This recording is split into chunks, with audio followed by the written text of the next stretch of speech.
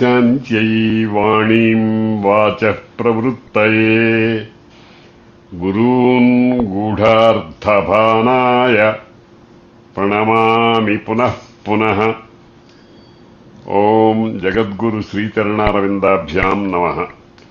ఓం శన్నో మిత్రः శం వరుణః శన్నో భవత్వర్యమా శన్న ఇంద్రో బృహస్పతిః శన్నో విష్ణురుక్రమః. నమో బ్రహ్మణే నమస్తే వాయో త్వమేవ ప్రత్యక్షం బ్రహ్మాసి త్వమేవ ప్రత్యక్షం బ్రహ్మ వదిష్యామి ఋతం వదిష్యామి సత్యం వదిష్యామి తన్మామవతు తద్వక్తారమవతు అవతు మాం అవతు వక్తారం. ఓం శాంతి శాంతి శాంతి. సహనావవతు సహనౌ భునక్తు సహ వీర్యం కరవావహై తేజస్వినావధీతమస్తు మా విద్విషావహై. ఓం శాంతి శాంతి శాంతి. వయం నామ ప్రబ్రవామా ఘృతేనాస్మిన్ యజ్ఞే ధారయామా నమోభిః ఉపబ్రహ్మా శృణవచ్చస్యమానం చతుశృంగో వమీద్గౌర ఏతత్. వెనుకటి పాఠంలో దీన్ని స్పృశించాము. కొంచెం వివరం చెప్పుకుని తర్వాత మంత్రానికి వెడదాం.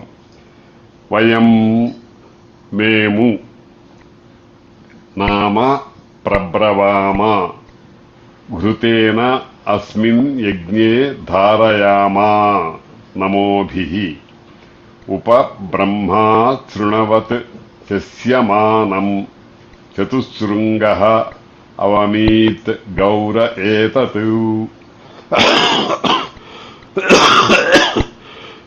అని ఈ మంత్రంలో ఉండేటువంటి పదాలు. వయం మేము,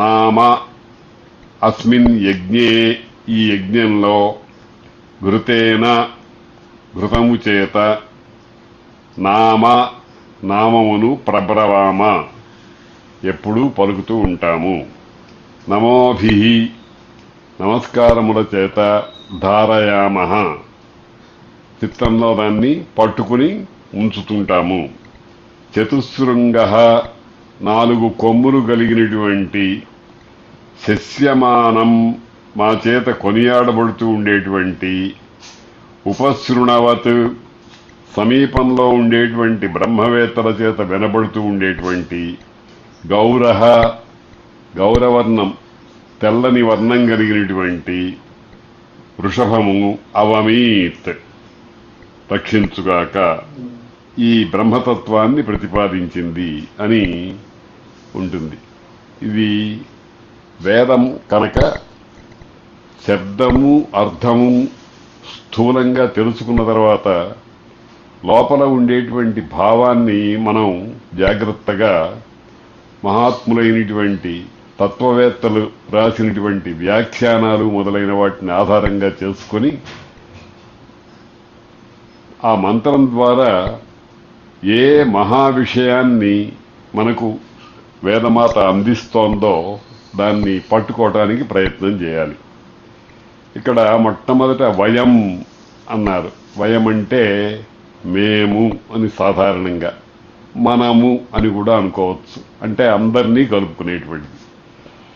అంటే పరమాత్మ తత్వాన్ని తెలుసుకోవాలి అనేటువంటి కుతూహలం కలిగినటువంటి వాళ్ళు, ఆసక్తి కలిగినటువంటి వాళ్ళు, దానికోసం తగినటువంటి ఏర్పాట్లన్నీ చేసుకున్నటువంటి వాళ్ళు అయినటువంటి సాధకులు అని వయం అనే మా పదానికి అర్థం అన్నమాట. ఈ అస్మిన్ యజ్ఞే ఇదొక యజ్ఞం. దీన్ని ఏమంటారు? జ్ఞాన యజ్ఞము అని అంటారు.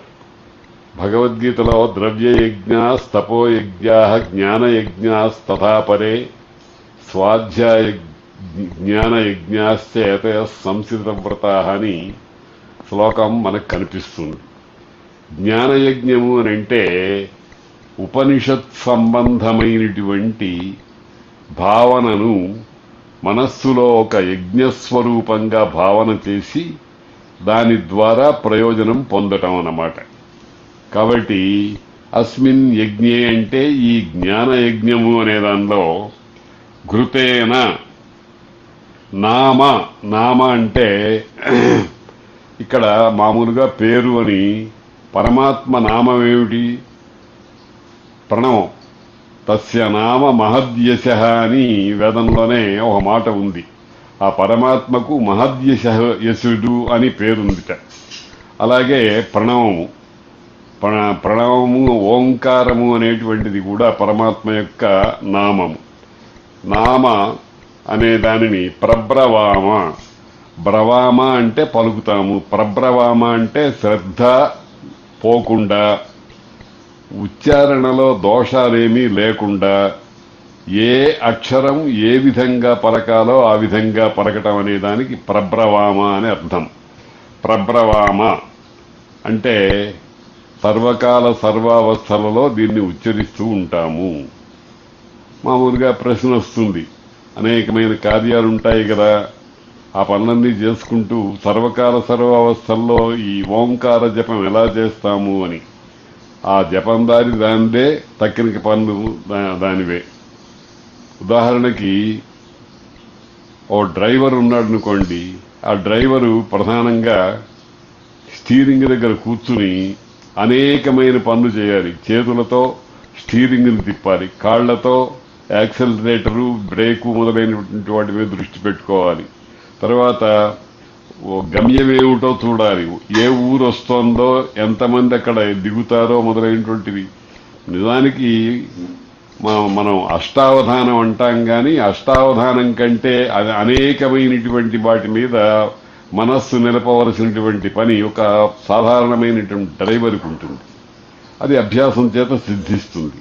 కాబట్టి మనం కూడా నామము అనేటువంటి దాన్ని నిరంతరము భావం చేస్తూ వస్తూ, ఏదో రామ రామ అనో, కొంతమంది తమిళ దేశంలో వాళ్ళు మురుగా మురుగా అంటూ ఉంటారు కుమారస్వామి పేరుతో.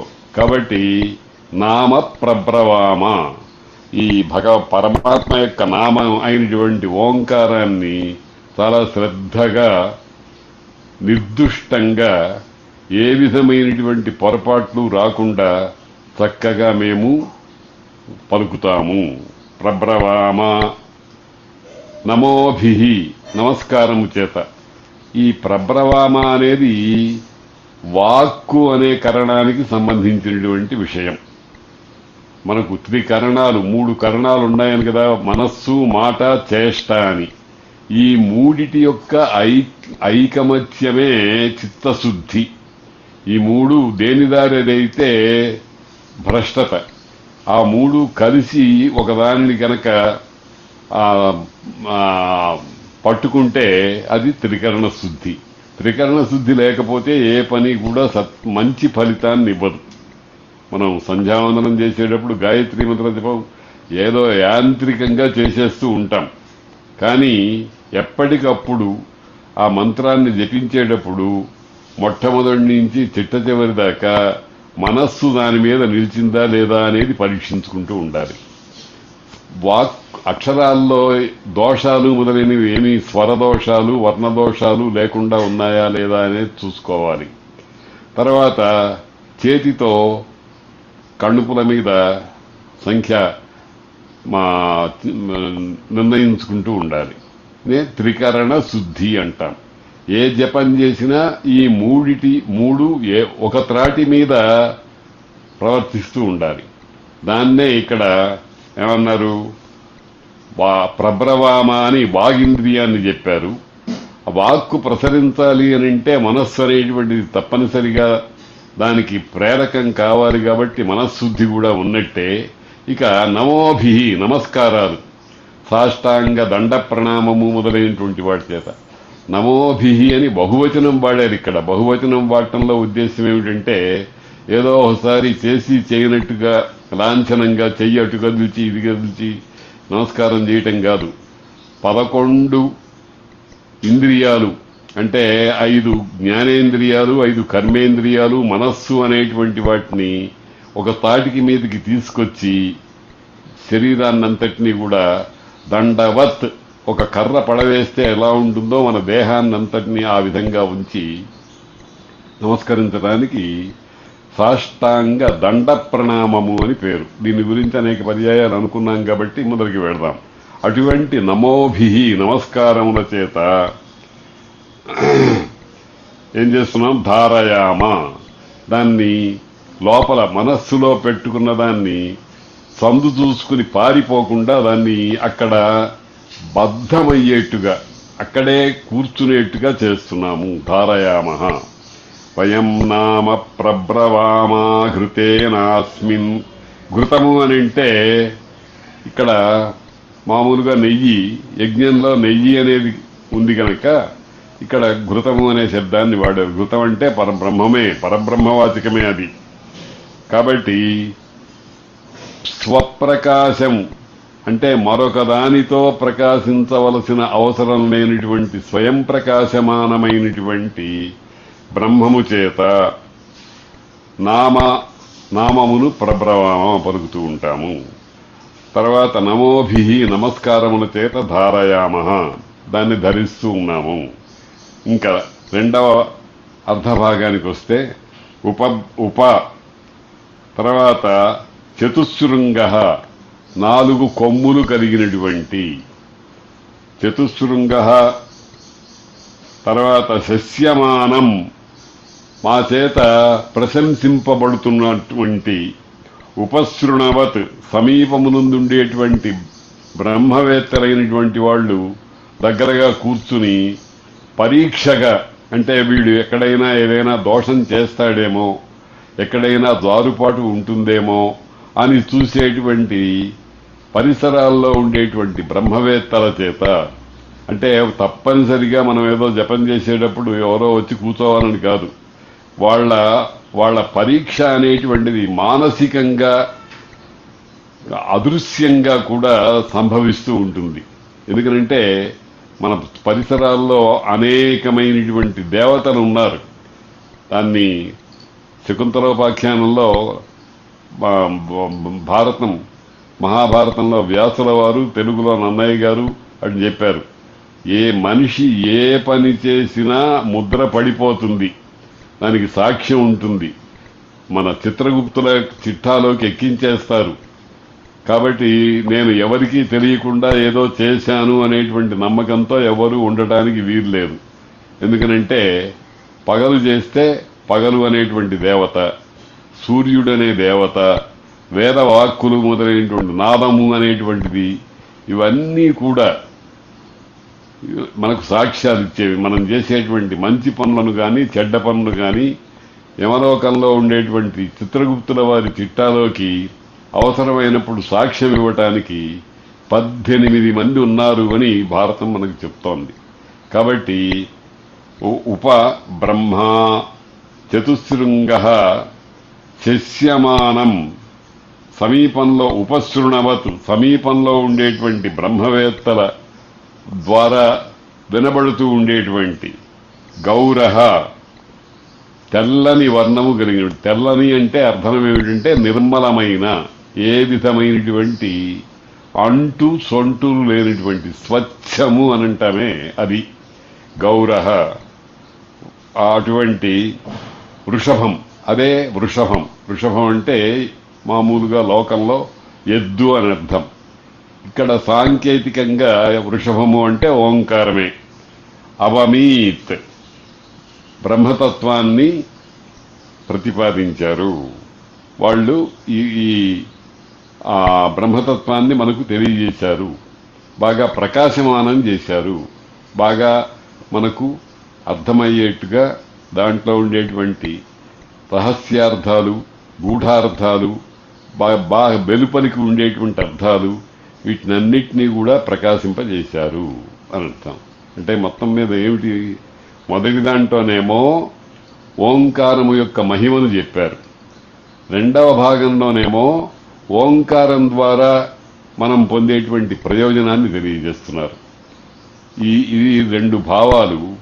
వీటిని మనం జాగ్రత్తగా ఒకదానితో ఒకటి కలుపుకుని మొత్తం మీద మంత్రం యొక్క సారాంశం ఏమిటి అనేటువంటి దాన్ని సంభావన చేయాలి.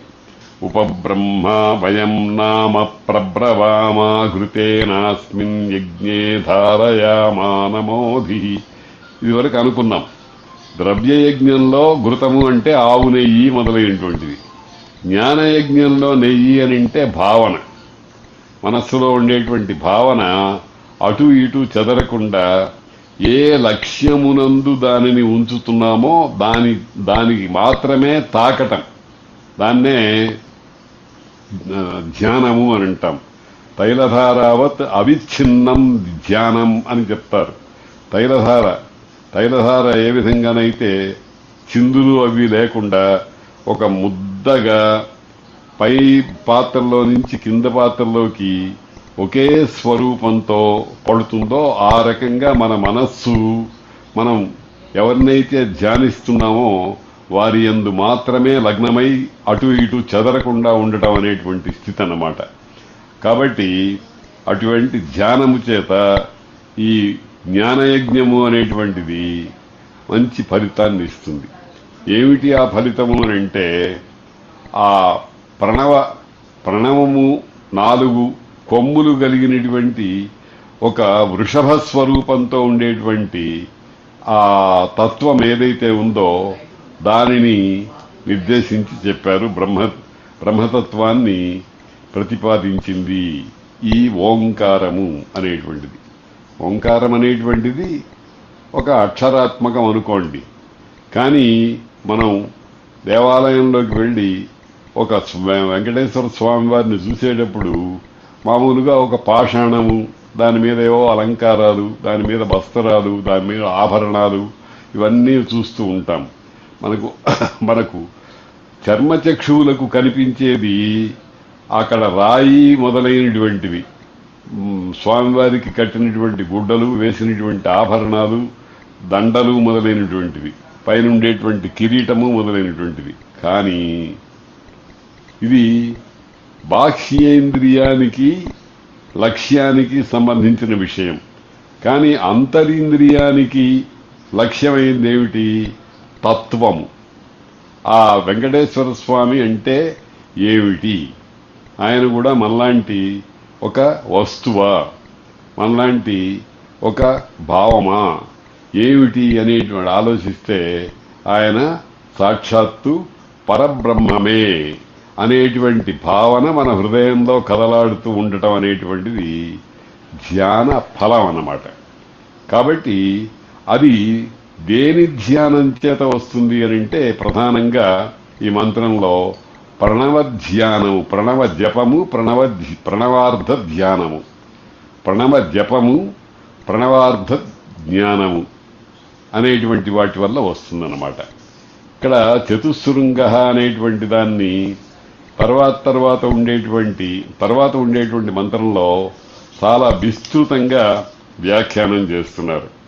ఉపవయం నామ ప్రబ్రవామా ఘృతేనాస్మిన్ యజ్ఞే ధారయామానమోభిః ఉపబ్రహ్మా శృణవచ్ఛస్యమానం చతుశృంగోవమీద్ గౌరయేతతు. అవమీత్ అంటే బ్రహ్మతత్వాన్ని ప్రతిపాదించింది, అంటే బ్రహ్మతత్వం ఏమిటో మనకు స్పష్టమయ్యేట్టుగా చేసింది. ఏది చేసింది?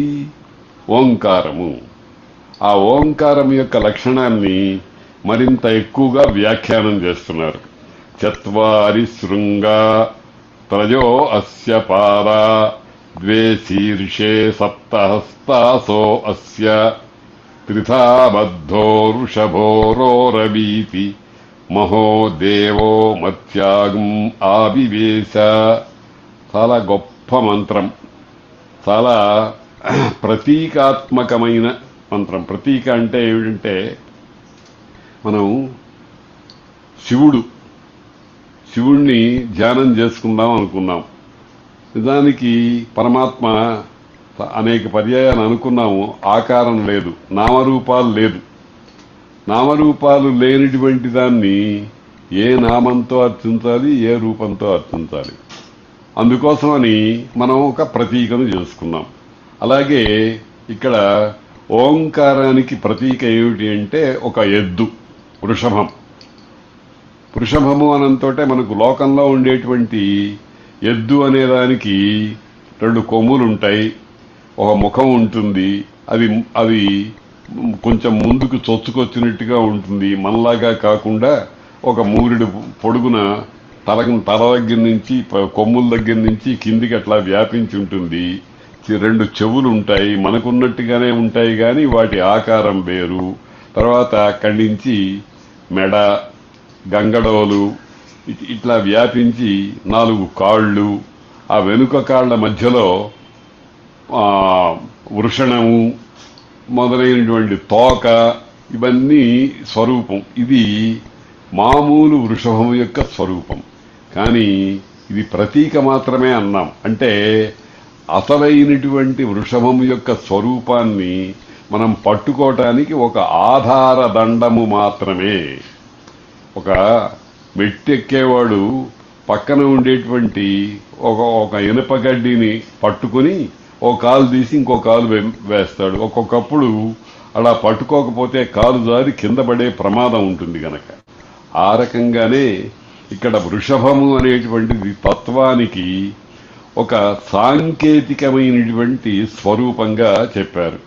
దీనికి మామూలు లోకంలో ఉండేటువంటి వృషభానికి ఉండేటువంటివన్నీ ఉంటాయి కానీ మరికొంత విశేషమైనటువంటి అంగాలు కూడా ఉండటం అనేటువంటిది ప్రతీక గనక వాటిని భావన చేయాలి. ఏమన్నారు? ఈ వృషభానికి 4 శృంగాః 4 కొమ్ములు ఉన్నాయట. మామూలుగా ఉండేటువంటి ఆ ఎద్దులు, ఆవులు మొదలైన వాటికి 2 కొమ్ములు, ఇంకొక 2 ఎక్కువగా ఉన్నాయి. తర్వాత త్రయో అస్య పాదాః, మామూలుగా ఆవుకి ఎద్దుకి 4 కాళ్ళు ఉంటాయి. అందుకనే చతుష్పాత్తులు అంటారు. మానవుడు ద్విపాత్, పశువులు మొదలైనవి చతుష్పాత్తులు.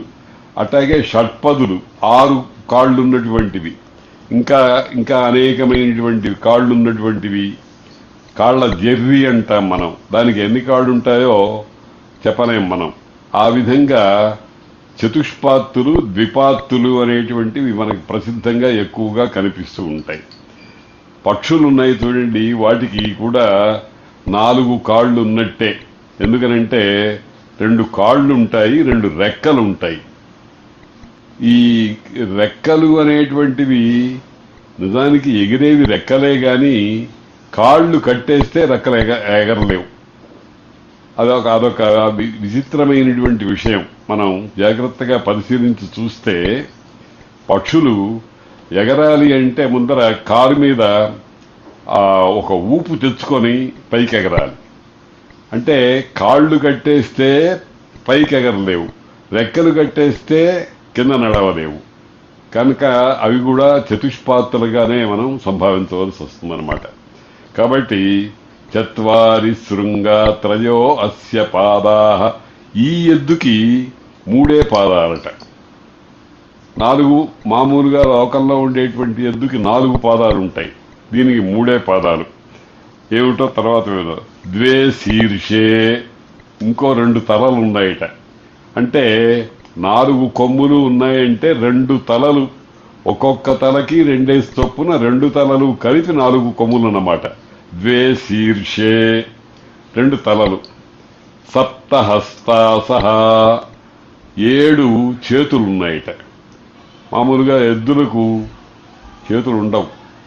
ఇది ప్రతీకాత్మకంగా చెప్తున్నటువంటి ఎద్దు గనక, వృషభం గనక దీనికి 7 హస్తాసః, 7 చేతులున్నాయట. త్రిథా బద్ధః, 3 విధాలుగా కట్టబడి ఉందిట. వృషభః, అటువంటి వృషభము. రోరవీతి, మామూలుగా తెలుగులో రోరవీతి అంటే రంకెలు వేస్తోంది అని. అంటే ఇది పవిత్రమైనటువంటి పరమాత్మ సంబంధమైనటువంటి అర్థం తీసుకోవాలి గనక ఒక నాదాన్ని వెలువరిస్తోంది. రోరవీతి అని అంటే పెద్దగా ఒక నాదాన్ని వెలువరిస్తోంది అని అర్థం చెప్పుకోవాలి. మహోదేవో మత్యాగుం ఆవివేశ, అది చాలా మహస్ అంటే తస్య నామ మహద్యశ అని వేరే ఉపనిషత్తులో చెప్పారు కదా. దాని చేత ఇక్కడ అంటే బ్రహ్మతత్వాన్ని రోరవీతి బాగా మనందరికీ తెలిసేట్టుగా నాదాత్మకంగా, నాదతనువు అన్న పరమాత్మను అందుకనే నాదాత్మకంగా తెలిసొస్తోంది. ఎవరు? దేవ, దివ్య లక్షణాలు కలిగినటువంటి వాడు. మత్స్యాన్, మనుష్య. మత్స్య అంటే జీవులు అని అర్థం. అసలు మత్స్య అంటే మరణధర్మము కలిగిన వాళ్ళు అని అర్థం. అంటే పుట్టుకతో పాటు మరొక 2 దశలున్నాయి. కొన్నాళ్లు ఉండటము, తర్వాత దేహం రాలిపోవటం అనేది. కాబట్టి మత్స్య అంటే మరణశీలం కలిగినటువంటి వాళ్ళు. అటువంటి మరణశీలం కలవాళ్ళని కూడా ఆవివేశ ప్రవేశించింది. అంటే బ్రహ్మతత్వము వీడెట్టాగో చచ్చిపోయేవాడే గనక వీడిలో ఉండి ప్రయోజనమేమిటి అని పక్కకి వెళ్ళిపోదుట. ఆ ఉన్నంత కాలము వాడు ఎప్పుడూ ఉన్నట్టే. నిజానికి చచ్చిపోయినాడు అని అంటే ఈ దేహం వదిలిపెట్టి ఇంకో దేహానికి పెట్టడమే గాని పూర్తిగా ఆత్యంతిక వినాశము అనేది లేదు కదా. కాబట్టి మత్యాగుం మనుష్య, మరణధర్మం కలిగినటువంటి జీవులందరినీ కూడా ఆవివేశ ప్రవేశించింది. అందులో చొచ్చుకుపోయింది. ఏమిటి? తేజస్సు, పరమాత్మ తేజస్సు జీవులందరిలో కూడా ప్రవేశించింది అని చెప్పారు. చాలా సాంకేతికమైనటువంటి, పారిభాషికమైనటువంటి, గూఢ భాషతో కూడినటువంటి మంత్రం. మనం అనుకుంటూ ఉంటామే, ఏదో మనం సంకేతాలు ఇచ్చి కొన్ని చెప్తూ ఉంటాం. సంకేతాలంటే అర్థం ఏమిటనమాట? ఏదో కన్నాడించడము, ముఖాన్ని అటు ఇటు తిప్పడము మొదలైనటువంటివి చేసినందువల్ల మన మనోభావం అవతల వాళ్ళు గ్రహిస్తూ ఉంటారు. మనం ఏదైనా ఒక పని చేస్తూ ఉంటే అవతల వాడు తలకాయతో ఏదో ఒక సంజ్ఞ చేస్తాడు, మనం దాన్ని గమనించి ఆపేస్తూ ఉంటాం. ఏదో అక్కడ 9 ఉంటే 9లో 3కి తెలియకూడదు, 1కి మాత్రమే తెలియాలి అనేదానికి మాటతో చెప్తే అందరికీ తెలుస్తుంది. కాబట్టి సైగలు చేస్తాం. అటువంటి సైగ లాంటిది ఇటువంటి ఈ మంత్రం అన్నమాట. ఇక్కడ వివరించుకుందాం. ఇంకా 4 శృంగాః, 4 శృంగాలు ఉన్నాయట. ఏమిటి ఆ 4 శృంగాలు? ఇది ప్రణవము అనేది. వృషభం ఏమిటి అంటే ఓంకారము. ఆ ఓంకారము అనేటువంటి దానికి 4 కొమ్ములు అని అంటే ఓంకారంలో అకార, ఉకార, మకార, నాదములు అనేవి ఉన్నాయి. అంటే ఆ, ఉ, మా అనేటువంటి అక్షర సంకేతాలతో పాటు అకారానికి ఒక ధ్వని, ఉకారానికి ఒక ధ్వని, మకారానికి ఒక ధ్వని, ఆ తర్వాత మూసేసిన తర్వాత కొంచెం సేపు ఓం అంటామే, అది నాదం. ఈ 4 ఈ ప్రణవము అనేటువంటి ఎద్దుగారికి 4 కొమ్ములు. చతుశృంగః, 4 కొమ్ములంటే అకార, ఉకార, మకార, నాదములు. తర్వాత 3 పాదాలున్నాయి అని అన్నారు. ఈ 3 పాదాలు ఏమిటి అంటే మాండూక్యోపనిషత్తులో చెప్పిన విశ్వ, తైజస, ప్రాజ్ఞ స్వరూపాలు. విశ్వము, తైజసము, ప్రాజ్ఞము అంటే ఇవి కూడా సాంకేతికమైనటువంటి పదాలే. విశ్వము అంటే దృశ్యమానమయ్యే సమస్తమైనటువంటిది. తైజసము అంటే దానిని ప్రకాశింపజేసేటువంటి లక్షణం కలిగింది. ప్రాజ్ఞము అంటే తెలుసుకునేటువంటి బుద్ధి మొదలైనటువంటిది. కాబట్టి విశ్వ, తైజస, ప్రాజ్ఞ అనేటువంటి ఈ 3 ఈ ఓంకారము అనేటువంటి వృషభానికి 3 పాదాలు. 3 పాదాలు లోకంలో ఉంటే కుంటినట్టు ఉంటుంది. కానీ ఇది దివ్యమైనటువంటి వృషభం గనక కుంటుపాట్లు మొదలైనటువంటివేమీ ఉండవు. తర్వాత 3 పాదాలు. ఇంకా అట్లాగే అధ్యాత్మపరంగా వీటిని విరాట్టు, హిరణ్యగర్భుడు, అవ్యాకృతులు అని అంటారు. అంటే ఆ విశ్వము, తైజసము, ప్రాజ్ఞము అనే వాటికే ఈ దేహంలో ఉండేటువంటి దాన్ని బట్టి మళ్ళీ 3 పేర్లు పెట్టారు. విరాట్, హిరణ్యగర్భ, అవ్యాకృత అని. విరాట్ అంటే విశేషముగా ప్రకాశించేది. భాగవతంలో విశ్వరూప సందర్శన యోగం ముందు చూడండి, అందులో ఏం చూపించారు? కృష్ణ పరమాత్మ అర్జునుడికి ఏం చూపించారు? విశ్వరూపాన్ని చూపించారు. విశ్వరూపం అంటే అర్థం ఏమిటనమాట?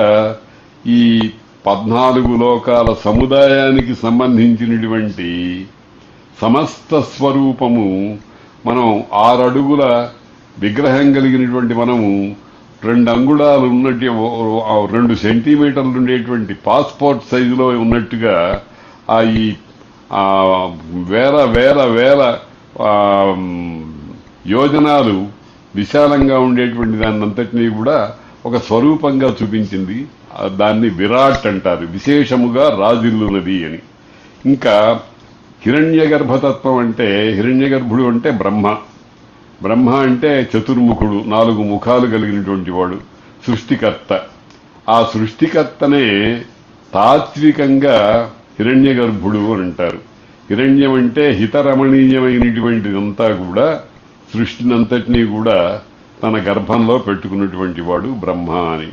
తర్వాత 3 అవ్యాకృతుడు అంటే ఈ నామరూపాత్మక స్థితి కలగకుండా ముందర ఉండేటువంటి అత్యమైనటువంటి స్వరూపం, అటువంటి అవ్యాకృత స్వరూపము. ఈ 3 ఈ వృషభానికి పాదాలు. ఇంకా త్రిపాత్ త్రయో అస్య పాదాః. ఈ ఆది దైవికంగా భావన చేస్తే ఇక్కడ బ్రహ్మము 3 తత్వాలతో కూడి ఉంటుంది. అవే విశ్వతైజస ప్రాజ్ఞులు. వాటిని పట్టుకోవటానికి ద్వారభూతంగా అవుతున్నారు. కాబట్టి ఇవి 3 పాదాలు అని అన్నారు. ఇంకా 2 శీర్షములు, 2 తలలు. 2 తలలు ఏమిటి అని అంటే చిత్, అచిత్ అని అంటారు. చిత్ అంటే జ్ఞానము, జ్ఞానస్వరూపము, లేకపోతే చైతన్యము, కదలిక, తన సంకల్పం చేత కదలేటువంటివి. స్థావరాలు, జంగమాలు అంటామే, ఆ రకంగా ఉండేటువంటిది. అచిత్ అంటే జడము అనుకోండి. జడమంటే అర్థం ఏమిటంటే సంకల్పాదులు లేకుండా ఇతరుల చేత మాత్రమే కదలిక మొదలైనటువంటివి పొందేటువంటి రాళ్ళు, రప్పలు మొదలైనటువంటివి. ఇక్కడ 2 కూడా పరమాత్మేట. 2 తలలు, చిచ్చక్తి, జడశక్తి. అందుకనే లలితా సహస్రనామంలో చిచ్చక్తి చేతనారూప, జడశక్తి జడాత్మిక. ఆ నామం తాత్పర్యాన్ని ఈ మంత్రం ద్వారానే పురాణం సంపాదించింది. అనే ఇతిహాస పురాణాభ్యాం వేదం సౌంపబ్రహ్మయేత్ అనేటువంటి మాట ఉంది కదా. ఈ లలితా సహస్రనామంలో ఉండేటువంటి చిచ్చక్తి చేతనారూప, జడశక్తి జడాత్మిక అనేటువంటి మాటల్ని మనం చాలా జాగ్రత్తగా చూస్తే ఇక్కడ ఉండేటువంటి చిదచిత్, చిత్తు అచిత్తు అనేటువంటి 2 చిత్తే చిచ్చక్తి. జడశక్తి, జడమే జడముగా ఉండే దాంట్లో ఉండేటువంటి కూడా ఒక శక్తి ఉంది. ఇప్పుడు శక్తి లేకపోతే ఒక దేవాలయం కట్టించడానికి ఒక రాయి తయారు చేసాం, దాన్ని చెక్కి ఉలితో ఒక స్వరూపాన్ని తయారు చేసి చతురస్రాకారంగానో లేకపోతే గుండ్రని ఆకారంగానో ఏదో చేశాం. అట్లా చేసిన దాన్ని తీసుకెళ్లి అక్కడ ఒక అమర్చం, ఒక గోడలో అమర్చం. అట్లా అనేకమైనటువంటి రాళ్లు గోడలో ఒక క్రమ పద్ధతిలో ఒక ఆకారంలో నిలబెడితే దేవాలయం అనేటువంటి అయింది. ఇదంతా జడశక్తి. జడశక్తిని మనం ఉపయోగించుకుని దేవాలయాదులను నిర్మించుకుని చేస్తున్నాం. అలాగే మనం అనేకమైనటువంటి సందర్భాలు ఉన్నాయి. ఇప్పుడు ఉదాహరణకి అన్నం ఉందనుకోండి, అన్నం జడమా చేతనమా? భావన చేస్తే జడమే. కానీ ఆ జడాన్ని ఉపయోజ్య స్థితికి తీసుకొచ్చాం మనం అనేకమైనటువంటి వస్తువుల సహకారం చేత. కాబట్టి అన్నము అనేటువంటిది జడమైన అది మన చేత వండుకోబడి తినబడి లోపలికి వెళ్ళి ఆ 7 ధాతువులుగా మారి రక్తము, మాంసము, చర్మము, అస్థి, మజ్జ, వస, రేతస్సు మొదలైనటువంటి ఈ సప్త ధాతు రూపంలో ఏర్పడుతుంది కనుక అదే ఈ శరీరంలో జడశక్తి అయినా దానికి ఆ జడమైనా అది ఏం చేస్తోంది? ప్రాణశక్తిని ప్రవర్తింపజేసేటువంటి సామర్థ్యం దానికి కలిగిందన్నమాట. అందుకని ద్వే శీర్షే, 2 శీర్షాలు, 2 తలలు. ఏమిటా 2 తలలు అంటే చిచ్చక్తి, జడశక్తి, చిత్ అజిత్తులు అని అంటారు. అనే రెండు శక్తులే. కాకపోతే మనకు తెలియవచ్చినప్పుడు ఏమిటంటే, ఒకటి సంకల్పాదులు కలిగినటువంటిదిగా, ఇంకొకటి సంకల్పాదులు ఇతర సంకల్పాదుల చేత ప్రవర్తించేదిగా తెలియవస్తున్నాయి కనుక దీన్ని 2 శక్తులు ఉన్నాం కానీ నిజానికి ఒకటే శక్తి. మనకు మామూలుగా 3 శక్తులు అంటాం, త్రిశక్తి యుతుడు అని అంటాం. ఏమిటి? ఇచ్ఛాశక్తి, జ్ఞానశక్తి, క్రియాశక్తి. ముందర సంకల్పం కలగాలి ఒక పనికి. ఆ సంకల్పం కలిగిన తర్వాత అది ఎట్లా చెయ్యాలో ప్రొసీజర్ తెలియాలి. దాన్నే జ్ఞానశక్తి అంటారు. చేసిన తర్వాత అదొక వస్తువుగా తయారవుతుంది. చేయుట అనేది క్రియాశక్తి. ఇలాగా ఇచ్ఛాశక్తి, జ్ఞానశక్తి, క్రియాశక్తి అనే 3 కూడా మనకు స్పష్టంగా ప్రతి విషయంలోనూ తెలిసే వస్తున్నాయి. ఇక్కడ ఆ ఇచ్ఛాశక్తి, జ్ఞానశక్తి అనేటువంటివే చిదచిద్ రూపాలలో మనకు 2 విధాలుగా కనిపిస్తోంది. ఈ రెండింట్లోనూ ఇచ్ఛాశక్తి, జ్ఞానశక్తి, క్రియాశక్తి అనేటువంటివి చిత్తులోనూ ఉన్నాయి, అచిత్తులోనూ ఉన్నాయి. కనుక చిదచిద్ రూపమైనటువంటి శక్తి ద్వయమే ఈ 2 తలలు.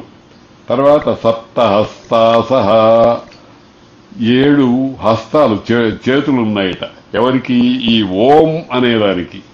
నిజానికి ఓం అంటే మనం ఏదో కాగితం మీదనో నోట్లో నుంచో ఒక క్షణంలోనో ఇంకా క్షణానికంటే ఇంకా తక్కువ కాలంలోనో రాయటమో పలకటమో చేస్తున్నాం. కానీ ఈ ఓం అంటే ఏమిటండి? బ్రహ్మాండం అంతా ఓమే. బ్రహ్మాండం అంటే ఏమిటండి? 7 పైలోకాలు, 7 కింది లోకాలు, తర్వాత అనేకమైనటువంటి నదులు, పర్వతాలు, 84 లక్షల జీవరాశులు. ఇవన్నీ మనం ఏదైనా ప్రయాణానికి ఒక సూట్ కేసులో కావలసినవన్నీ పెట్టుకున్నట్టుగా అందులో మామూలుగా వస్త్రాలు, అక్కడికి వెళ్ళిన తర్వాత కావలసినటువంటి వస్త్రాలు పెట్టుకుంటాం. తర్వాత ఉపకరణాలు, బొట్టు పెట్టుకోవడానికి, విభూతి పెట్టుకోవడానికి కావాల్సిన పదార్థాలన్నీ తీసుకెళ్తాం. బ్రష్ చేసుకుంటానికి కావాల్సినటువంటివన్నీ తీసుకెళ్తాం. ధనము మొదలైనటువంటివి తీసుకెళ్తాం. అక్కడ స్వయంగా దొరకని పదార్థాలు ఏమైనా ఉంటే, అంటే కొన్ని ఆహార పదార్థాలు మొదలైనవి కూడా అందులో పెట్టుకుంటాం. ఏ రకంగా అయితే ఒక పెట్టెలో ఒక ప్రయాణం చేసినప్పుడు మన కొత్త ప్రదేశానికి వెళ్ళినప్పుడు మనం ఏర్పాటు చేసుకుని వెళ్తామో, అటువంటి ఏర్పాటు సూక్ష్మ రూపంలో మనం ఇప్పుడు అనుకున్న పెట్టె, స్థూల రూపంలో బ్రహ్మాండం. ఈ అనేకమైన లోకాలు మొదలైనటువంటి వాటితో కూడినటువంటి బ్రహ్మాండం అన్నమాట. అందుకని ఆ బ్రహ్మాండాన్నే ఇక్కడ ఏం చెప్తున్నారంటే సప్తహస్తాసహ, 7 చేతులు. ఈ ఓం అనేటువంటి వృషభానికి 7 హస్తములు ఉన్నాయి. ఇక్కడ హస్తం అంటే మామూలుగా మన చెయ్యి లాంటి కాదు, హస్తవత్ హస్త, చెయ్యిలాగా, చెయ్యి చేసే పనులు ఏవైతే ఉన్నాయో అవన్నీ చేసేటువంటి బ్రహ్మాండంలో ఉండేటువంటి భాగాలవి. అవి ఏమిటి అని అంటే, పైనుంచి కింది నుంచి ఉండేటువంటి లోకాలు భూలోక, భువర్లోక, సువర్లోక, మహర్లోక, జనలోక, తపోలోక, సత్యలోకాలు అనేటువంటివి. అది ఉపలక్షణంగా క్రింది ఉండేటువంటి అతల, వితల, కుతల, సుతల, రసాతల, తలాతల, పాతాళాలు అనేటువంటివి. ఆ కింద ఉండేటువంటి శేషుడు అనేటువంటి వాడు, ఆ పైన శింసుమార చక్రంలో పైన ఉండేటువంటి ధ్రువుడు మొదలైనటువంటి వాళ్ళు, ఇవన్నీ కూడా కలిపి సప్తహస్తాసహ అనేటువంటి మాటలోకి వస్తాయన్నమాట. అంటే అభివ్యక్తమైనటువంటి బ్రహ్మాండము. అభివ్యక్తం అంటే సాక్షాత్తు కనబడేది భావనకు తెలియవచ్చేది. ఇప్పుడు మనం సత్యలోకాన్ని మనం చూడలేం కదా. అమెరికాలో లండనో ఏదో మనం ఎప్పుడైనా వెళితే అక్కడ ఉండేటువంటి చూడగలం, కానీ తక్కినవన్నీ భావనాత్మకంగా తెలిసినవేగా మనకు చాలా మందికి. ఎవరో ఒకరిద్దరు ఒక శాతం 100కు ఒకడో ఇద్దరో కొన్నిటిని ప్రయాణం చేసి చూసొస్తాడు, కానీ అన్నిటినీ చూడగలిగినటువంటి వాళ్ళు ఎంతమంది ఉంటారు? కాబట్టి భావనతో చూడగలం. ఆ భావనతో చూడటానికి దర్శనం అని పేరు. కాబట్టి 7 లోకాలు, 7 అధోలోకాలు, వీటిల్లో ఉండేటువంటి సమస్తమైన ప్రాణిజాతము, నదులు మొదలైనటువంటివన్నీ కూడా ఈ సప్తహస్తాసహ అనేటువంటి పరిధిలోకి వస్తాయన్నమాట. సప్తహస్తాసో అస్య త్రిధా బద్ధ, 3 విధాలుగా కలిసి ఉంది. ఇప్పుడు విడివిడిగా చూస్తే చూడండి, ఆ ఉ మా, దీన్ని కలిపితే ఓం అయింది. ఆ కలపటమే త్రిధా బద్ధ, 3 విధాలుగా కలిసి ఉన్నది అని. ఇప్పుడు స్పెల్లింగ్ చెప్తాం మనం, RAMA అని అంటాం.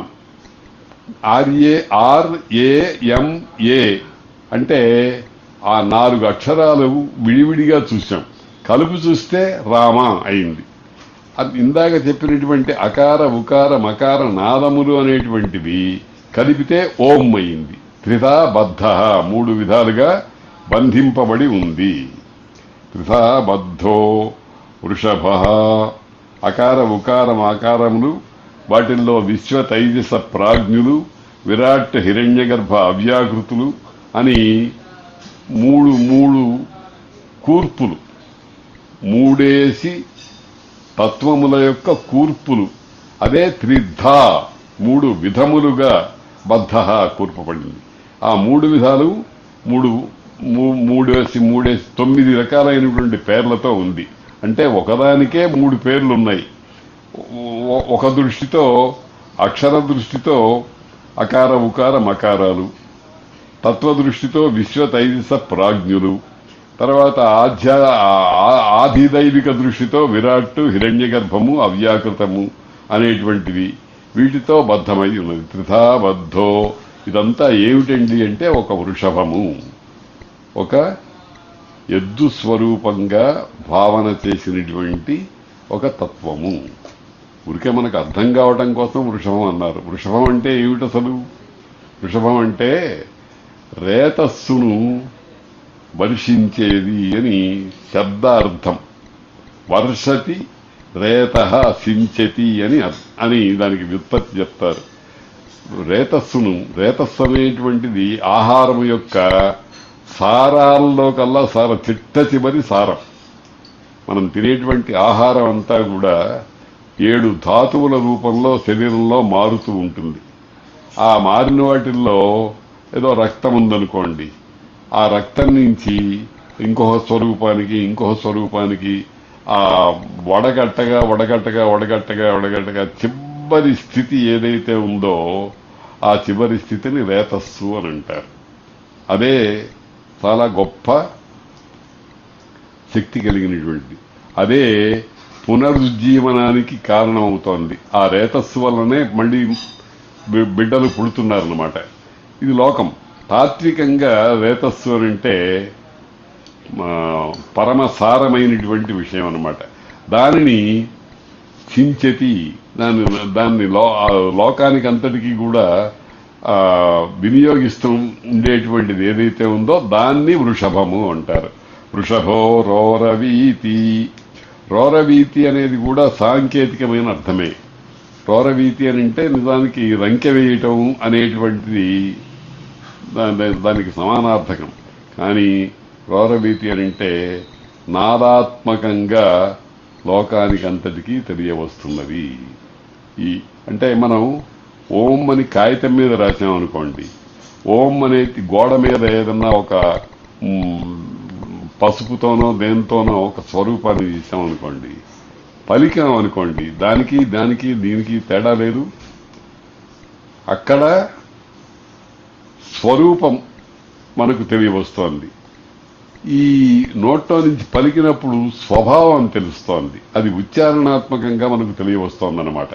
కాబట్టి అటువంటి ఓంకారము అనేటువంటిది చాలా విశేషంగా మనకు నాదాత్మకంగా, అందుకనే పరమేశ్వరుని నాదతనువు అని అన్నారు. నాదతనుం అనిశం శంకరం వచస మనస శిరస పూజ్యయి అని త్యాగరాజుల వారు ఎంత పరమతత్వాన్ని చిట్ట చివరి తత్వానికి శిరో దేశం లాంటి ఆ తత్వాన్ని అంతటినీ కూడా ఆ కీర్తనలో త్యాగరాజుల వారు చెప్పారనమాట.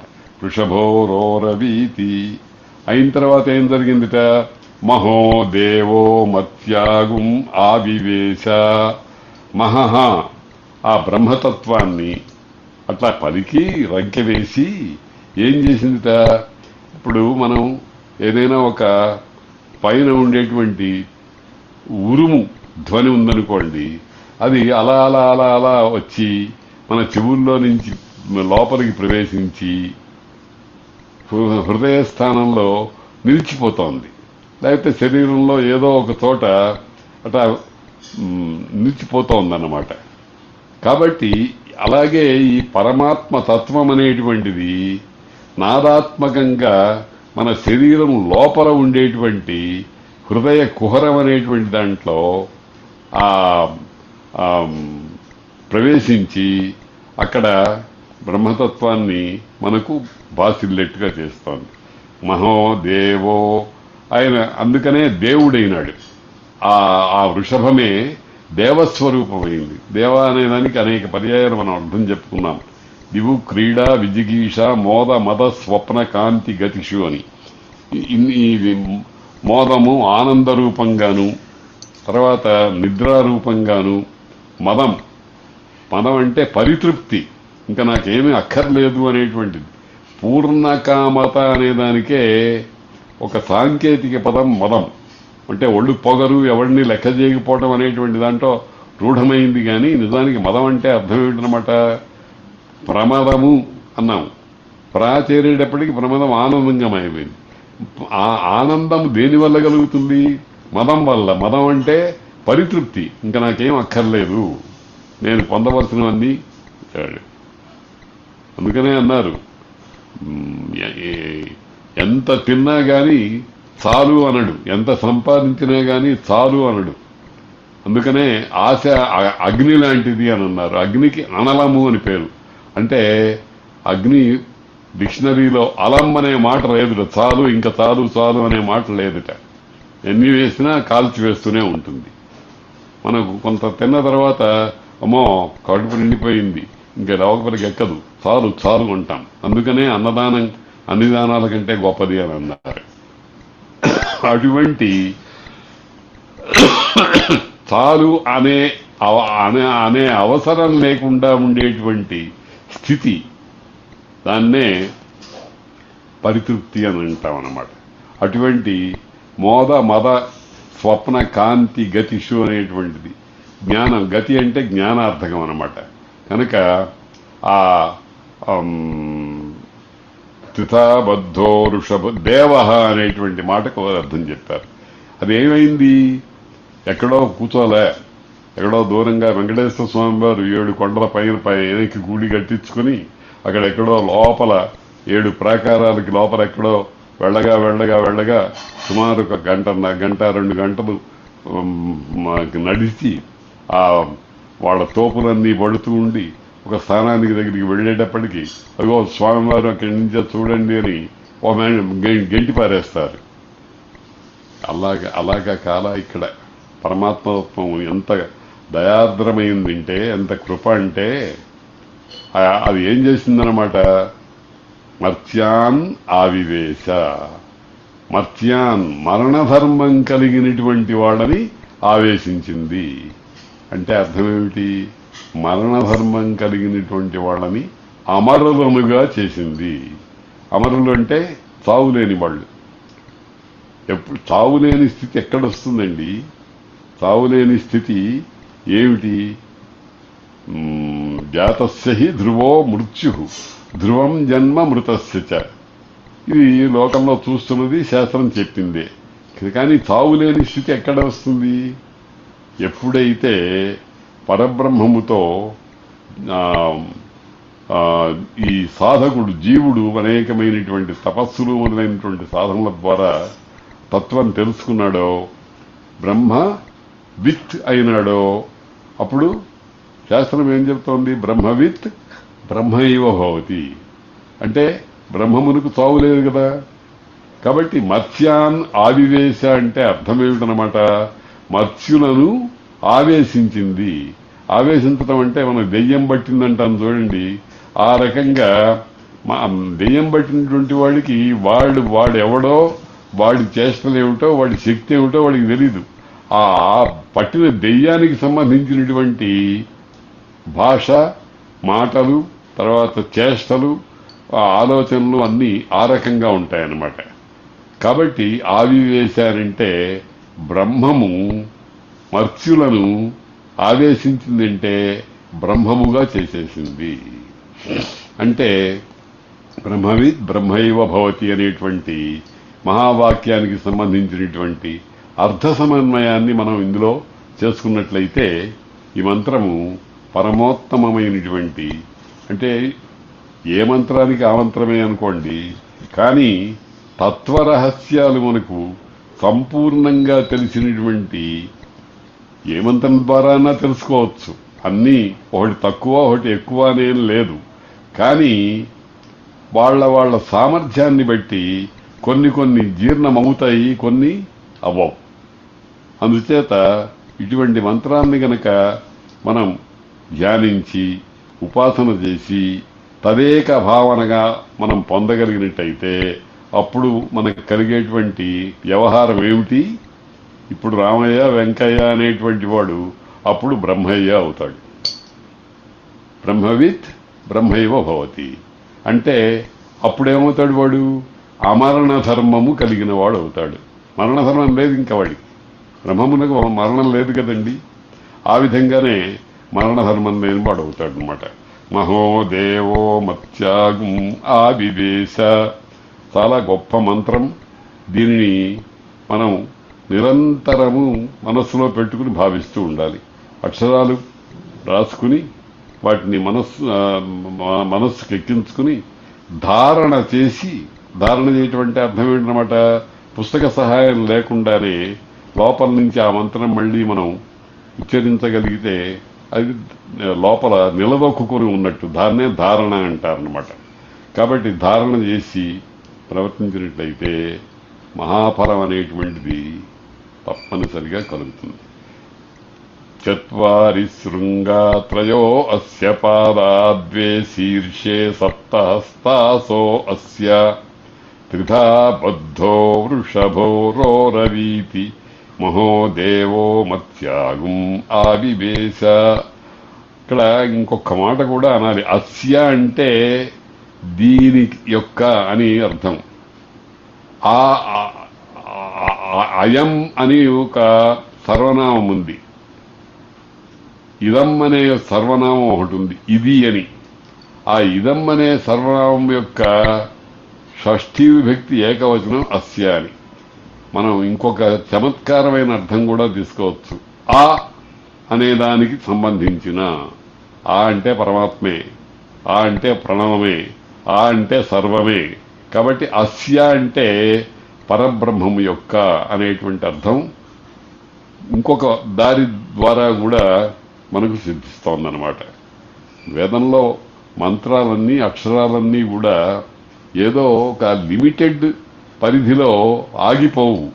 మనం భావించిన కొద్దీ కొత్త కొత్త అర్థాలన్నీ కూడా స్ఫురిస్తూ ఉంటాయి. స్ఫురించడం అంటే అర్థమేమిటి, అక్కడ ఉన్నది తెలియరావటమే కానీ మనం అందులో ఏమో పెట్టేది కాదన్నమాట.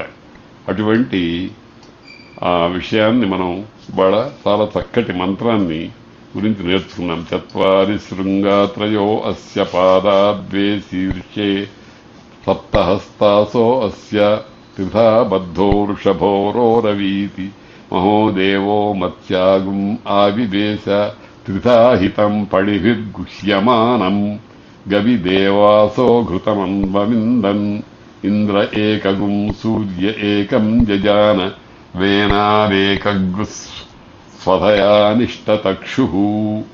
ఈ మంత్రాన్ని వచ్చే పాఠంలో నేర్చుకుందాం. ఇవాటికి స్వస్తి.